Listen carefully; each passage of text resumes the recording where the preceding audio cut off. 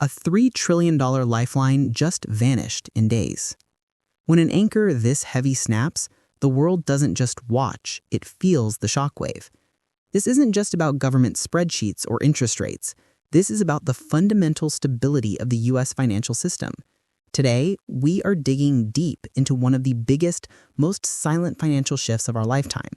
A massive chunk of U.S. government debt is losing its buyer of last resort. We're going to expose what is really happening behind the closed doors of the Treasury, why Scott Bessent is scrambling to make a deal with America's biggest rival, and what this shift means for your wallet, your savings, and the global economy. Spoiler alert, it's not just about numbers. It is about trust, power, and changing financial alliances. We will reveal how foreign holdings of U.S. Treasuries have quietly shifted in 2025, slipping away from their former anchors. We will explain the economic, political, and strategic forces pushing this collapse. And by the final minute of this video, you will understand why this is a warning signal, a turning point that could redefine global finance. Stay with me, because this story is a preview of what comes next for the U.S. dollar. Welcome to Real USA Report. If you want verified deep dives into the stories the mainstream media ignores, hit subscribe and ring the bell. Scott Bessent took office in early 2025 as the 79th Secretary of the Treasury. He isn't a politician. He is a hedge fund manager. He understands global capital flows better than anyone in Washington. His duty is simple but terrifying: safeguard the U.S. financial system against global shocks. But Bessent is facing a nightmare scenario. The Treasury Lifeline, the massive web of foreign buyers who purchased U.S. debt, is fraying. For decades, the U.S. government funded its operations by selling bonds to the world. Foreign central banks bought them because they were considered safe. This foreign participation kept interest rates low and the U.S. economy running. But that era is ending. Historically, China was the anchor. For years, Beijing held well over $1 trillion in U.S. debt. They were the reliable buyer that kept the system stable. But look at the data now. As of early 2025, China's holdings have dropped to around $760 billion. In July 2025 alone, they cut holdings to their lowest level since 2009. This is a strategic withdrawal. While total foreign holdings of U.S. Treasuries are hitting record highs, China is stepping back. They are leaving the room. And when a major buyer leaves, the stability of the lifeline weakens. Less demand means the U.S. must scramble to find new buyers to maintain its debt market. For Bessent, managing this transition isn't just accounting. It's a high-stakes geopolitical chess game. Why should you care if China sells bonds? Because of the ripple effect. When demand for U.S. debt weakens, bond prices fall. When bond prices fall, yields go up. And when yields go up, the U.S. government has to pay more to borrow money. But it doesn't just stop at the government. U.S. Treasury yields are the benchmark for the entire economy. If they rise, mortgage rates rise.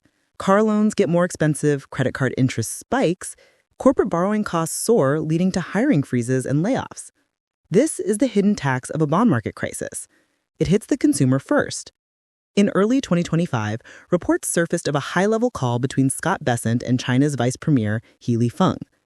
The official readout mentioned trade imbalances and tariffs, but verified intelligence suggests the tone was urgent. Bessent wasn't just talking trade. He was likely managing a crisis. From the U.S. perspective, the government needs to keep liquidity flowing. They cannot afford a sudden dump of U.S. debt by China. Such a move would destabilize interest rates instantly. By engaging China, the U.S. is trying to preserve stability, reassure investors, and keep borrowing costs manageable. It reads less like a negotiation and more like an appeal to prevent a financial heart attack. China isn't just selling to be difficult. They're pursuing a long-term strategy of de-risking. For years, they relied on U.S. Treasuries. Now they are diversifying into gold, other currencies, and tangible assets. They are spreading their risk to protect themselves from U.S. sanctions. But there is a domestic angle too. China's own economy is struggling with a property crisis and debt burdens. They need liquidity at home. They can no longer afford to be the buyer of last resort for American debt. This combination of strategic diversification and domestic pressure suggests China is unwilling or unable to bail out the U.S. debt market anymore.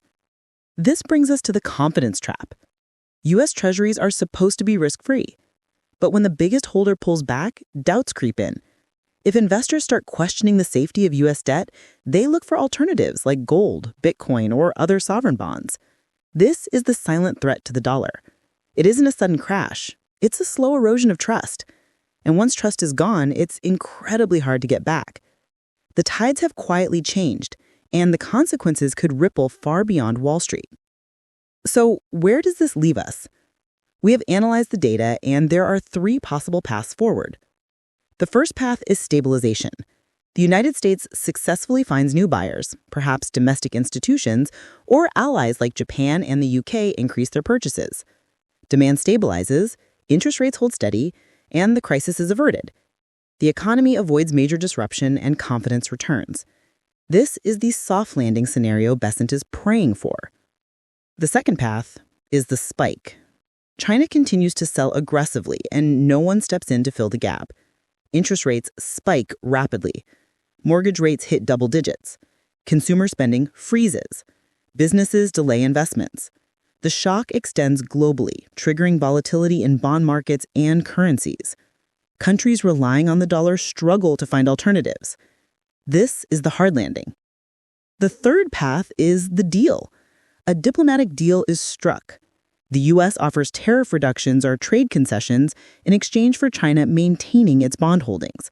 It's a grand bargain to keep the financial peace. Friendly nations are brought in to support the market. This secures a temporary lifeline, but it comes with a political cost. It signals that the U.S. relies on its rivals to keep its economy afloat. The massive lifeline that supported U.S. Treasury markets for decades is shrinking. What once seemed rock solid is now under pressure.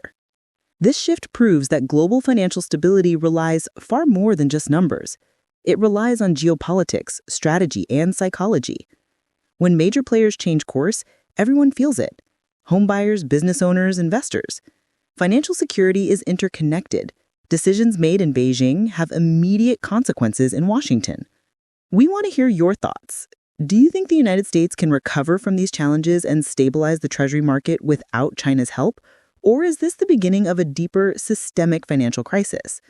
Your perspective matters, because these events touch all of our lives. Share your thoughts in the comments below. If you want more clear, in-depth analysis of global economic events and verified intelligence on the trade war, make sure to like this video, subscribe to Real USA Report, and hit the bell. We are here to help you navigate the shift.